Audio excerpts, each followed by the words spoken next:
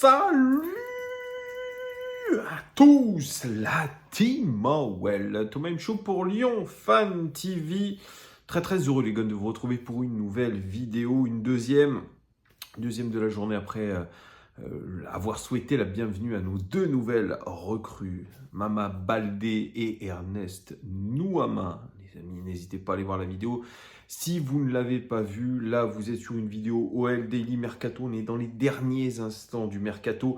Il reste grosso modo 24 heures pour l'Olympique Lyonnais pour essayer de faire le maximum sur ce marché des transferts, puisque on a besoin de recruter un ailier, un numéro 6, des priorités données par Laurent Blanc depuis des mois, et puis un défenseur central pour remplacer Lukeba. La chose n'est pas simple et l'OL est en train de se casser les dents.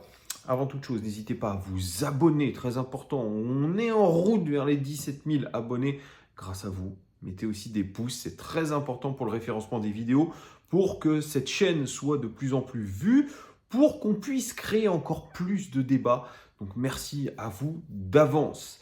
Alors, toutes ces priorités de Mercato sont compliquées à gérer dans les derniers moments, surtout qu'il y a eu, et il y a encore cette guerre, on va dire, entre John Textor et Jean-Michel Aulas, à coup de communiqué, à coup d'interview, là, Jean-Michel Aulas via Holness, via l'agence 2017 qui s'occupe de sa communication, a fait un communiqué pour, en gros, contredire ce qu'a dit Santiago Cucci dans la presse, sur le journal L'équipe. C'est vraiment une guerre des nerfs, c'est du juridique, c'est du technique. On va pas rentrer là-dedans, on verra comment ça va se matérialiser. Tout ça, ça va probablement être l'objet d'un procès, d'avoir pas mal de plaintes, peut-être de John Textor, de riposter aussi contre Jean-Michel Aulas. En tout cas, ça a paralysé un petit peu le mercato il y a quelques jours, c'est vrai. Aujourd'hui, on ne peut plus dire que c'est le cas. Ça a mis surtout en lumière le fait que l'Olympique Lyonnais est en difficulté financière. C'est la réalité, parce que rappelez-vous des paroles prononcées par John Textor. Il voulait avoir une très bonne équipe, une meilleure équipe qu'en mai dernier. Et sa stratégie, elle était celle qu'il a voulu faire passer devant la DNCG, à savoir ne pas vendre ses meilleurs éléments. Bradley Barcola, Lukeba, Ryan Cherki aussi. Pour l'instant, il n'en reste plus qu'un. C'est Ryan Cherki. En tout cas, c'était les prospects. Il a dit en gros, il voulait passer devant la DNCG en disant « Nous, on va fournir un projet, bien sûr sans la Ligue des Champions, mais surtout sans vendre nos meilleurs joueurs. On va essayer de trouver d'autres sources ailleurs. » La DNCG a tout de suite vu le loup et a mis en place les sanctions que vous connaissez, encadrement de la masse salariale, encadrement du mercato, qui a, selon John Textor et selon Laurent Blanc surtout, pénalisé grandement ce début de saison. La réalité, les gones, c'est qu'aujourd'hui, on a perdu Lukeba, on a perdu Barcola, et ça va être difficilement remplaçable. Et surtout, ça montre que l'OL avait vraiment besoin de liquidité. D'ailleurs, c'est pour ça que Jean-Michel Aulas veut se faire payer ses 14,5 millions d'euros. C'est pour ça qu'il a voulu récupérer tout ça, pour pas que ses actions soient dépréciées, pour pas qu'il perde de l'argent. Et il l'a sous-entendu, même très clairement, dans son interview à l'équipe du soir, hier soir. Il a dit, voilà, c'est pas un secret, déjà quand j'étais là, la situation financière était tendue. Ah bon, monsieur, lui qui nous disait régulièrement que la situation des comptes de l'Olympique Lyonnais et la gestion était saine. Donc il y a eu un mensonge. Et voilà, aujourd'hui, toute cette vérité nous éclate à la gueule. Pas de Ligue des Champions. Aussi une promesse de John Textor de réinjecter de l'argent, d'avoir de l'argent frais qui rentre. Apparemment, qui s'est décalé à 2024, tout ça. Donc, on est aujourd'hui un petit peu le bec dans l'eau à avoir voulu faire les cow-boys devant la DNCG et au final à se retrouver 1 mois et demi, 2 mois plus tard à vendre les deux joueurs que vous ne vouliez pas vendre. avec en plus à la clé des mensonges, hein, Lukeba qui a fait le forcing via sa nouvelle société d'agents pour partir absolument. Barcola qui a fait lui aussi semblant de vouloir rester à l'Olympique Lyonnais. On nous a dit il n'a pas voulu partir, le garçon. Il a mis sa petite photo sur les réseaux sociaux de lui petit avec le maillot de l'OL. Un lion et 2 cœurs rouges et bleus pour nous montrer tout son attachement à l'Olympique Lyonnais. Mais on le savait depuis très longtemps, il a changé d'agent et il était dans sa tête déjà parti au Paris Saint-Germain. On nous révèle ce soir que c'était sa priorité. Il a signé officiellement au Paris Saint-Germain pour un contrat de 5 ans, donc beaucoup de balivernes. Ce sont des véritables guignols, je le redis, voilà, que ce soit Barcola ou Lukeba, j'en ai rien à foutre qu'ils aient changé d'agent et que ce soit pas eux. Non, ils ont fait sciemment ce changement d'agent pour pouvoir partir. Donc arrêtons de les dédouaner, ce sont des guignols. Pour le reste, on me dit ouais, Cherki, Cacré, ils sont pas partis. Ils sont pas partis, pourquoi les amis? Parce qu'il n'y avait pas d'offre. Pour l'instant, jusqu'à maintenant, il n'y a pas d'offre pour ces joueurs.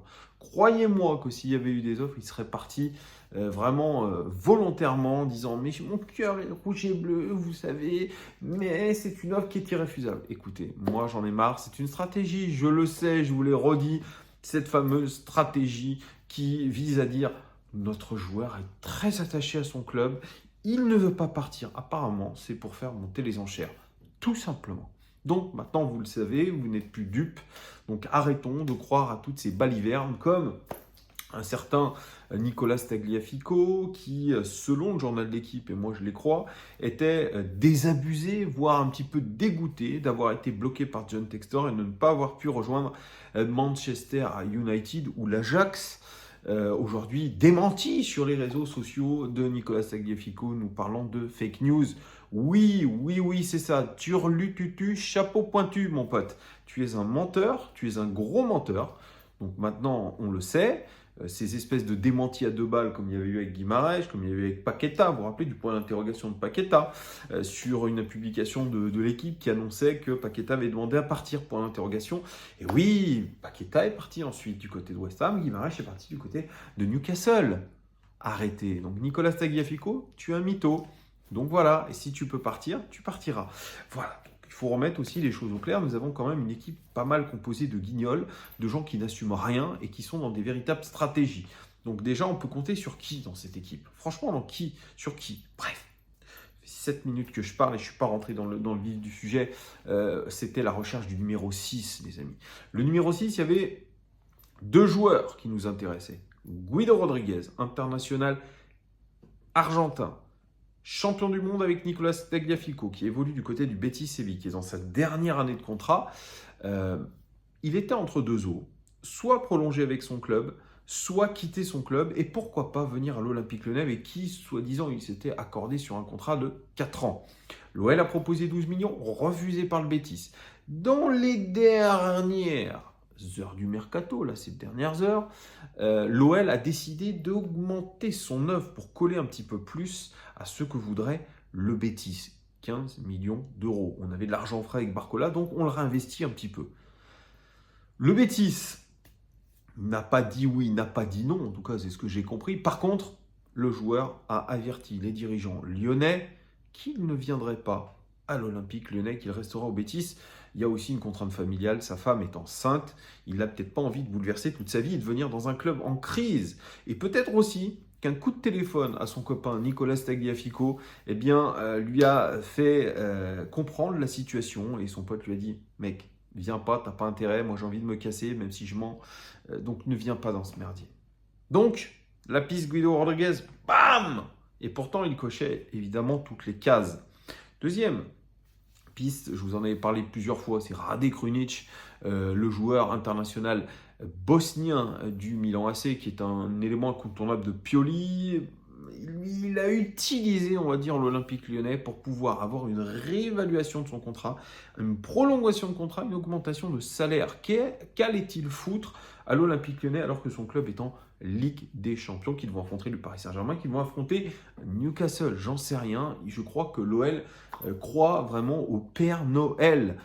C'est tout simplement ça. Donc, Guido Rodriguez, c'est mort. Rade Krunic, c'est mort. L'Olympique Lyonnais se trouve à quelques heures de la fin du mercato sur un merdier des plus Total, ils ont, selon l'équipe, même lancé une piste, sondé un joueur de Ligue 1 qui connaît très bien la Ligue 1, c'est Baptiste Santamaria, le joueur du Stade Rennais, indéboulonnable du Stade Rennais, coté à 14 millions d'euros sur Transfer Market. C'est indicatif, je le répète, 1m83, 28 ans.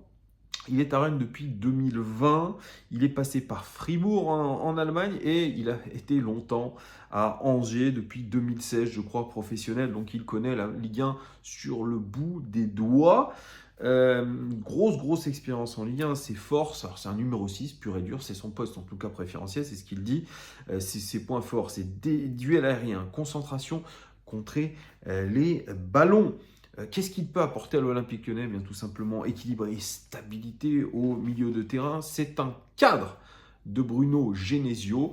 Il a été blessé, il a eu une énorme blessure. Je crois que c'était la saison dernière qu'il a laissé éloigné des terrains quelques mois, où tous les ligaments de sa cheville ont été déchiquetés. Donc c'est pour vous dire l'énorme blessure qu'il a eue. Et même en étant blessé, Bruno Genesio continue à communiquer avec lui et surtout se concerter avec lui pour prendre des décisions. Donc vous voyez que ce joueur est très important et il a beaucoup de charisme dans cette équipe de Bruno Genesio. Il est surnommé le 4-4 par ses coéquipiers, tant il a une habileté technique et surtout un sens très aigu, bien du pressing, du don de soi. Et c'est un joueur vraiment qui s'adapte énormément, d'où ce surnom de 4-4. Il en a 2 de surnoms, vous allez voir. Il a des qualités d'anticipation, il a des qualités aussi d'organisation. C'est un joueur qui a joué numéro 10, qui a joué numéro 8 aussi, donc il voit très bien le jeu. Il analyse très bien les choses, la position de ses partenaires, comment ils se sentent. Il est très intelligent, Baptiste Santamaria. 6 de formation, c'est un travailleur de l'ombre, appelé par ses coéquipiers à Rennes, Batman. C'est, vous voyez, Batman, le jeu de mots, Baptiste, B-A-P-T, plus loin M-A-N, comme Batman, le super-héros. Il l'avait un petit peu mal pris au début, ça avait fait l'objet de blagues sur les réseaux sociaux, et finalement, il a trouvé ça super parce qu'il se dit avant tout être au service de ses coéquipiers. Ça, c'est beau. Sa personnalité, simple, spontanée, proche des gens, c'est quelqu'un de fiable et fidèle. Vous savez quoi? Moi, ça m'irait complètement si un Baptiste Santamaria venait à l'Olympique Lyonnais parce que ce sont ce genre de joueurs dont nous avons besoin. Expérience en Ligue 1, bonne personnalité, bon joueur, expérimenté. En plus, dans l'âge parfait, 28 ans, on rappelle qu'avant qu'il se déchique la cheville, il était dans l'esprit de Didier Deschamps pour aller à la Coupe du Monde 2022 au Qatar. Preuve que ses performances l'auraient amené à faire une Coupe du Monde avec l'équipe de France. C'est pour vous dire, il était dans l'antichambre. Donc moi, ça me va, c'est une bonne piste. On verra ce que ça va donner. Pourquoi toujours aller vers un étranger, un Espagnol, un Argentin, ce que vous voulez? On a ce qu'il faut en Ligue 1. Pourquoi pas valoriser aussi ce football français, cette Ligue 1? Moi, je suis un petit peu d'accord. Vous me direz ce que vous pensez en commentaire de ces pistes et de malheureusement ce qui se passe à l'OL. Il reste moins de 24 heures. Non, il reste 24 heures, un peu plus de 24 heures pour trouver ce qu'il nous faut. Un défenseur central, un ailier. Justement, il n'y a toujours pas de news concernant l'ailier. Et puis, surtout, ce numéro 6. Pour l'instant, je vous pose la question. Est-ce que le mercato de l'Olympique Lyonnais est un flop? Dites-moi tout en commentaire. Merci de votre fidélité et à très vite. Ciao!